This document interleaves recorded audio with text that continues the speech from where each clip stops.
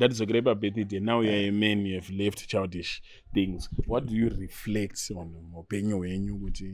I reflect on this and this. Kusvika pamakore andasvika anaya ndo zvinhu zvekuti ndikashewa nanazigo vana vadiki vanokwanisa kuenjoyawo vachikura. I think kuti the most important thing that I reflect on is the issue ye mentorship. Ukadaita islander ukuri at all. Okay, by issue ye mentorship, you should not be proudly fatherless.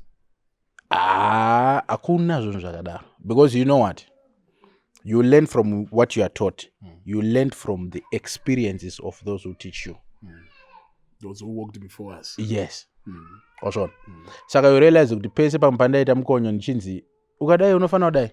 Pamwe ndede nditori pane rimwe level.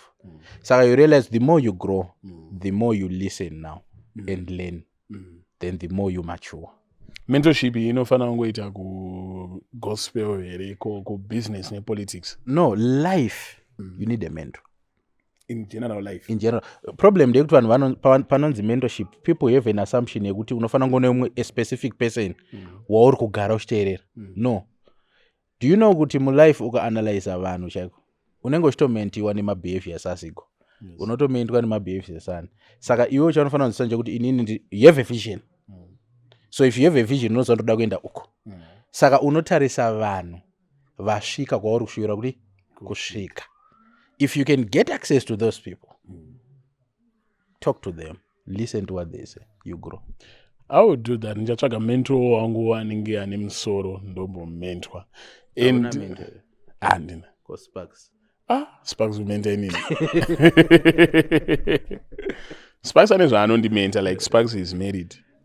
I'm not married. Sparks is older than me. Andondita mpana.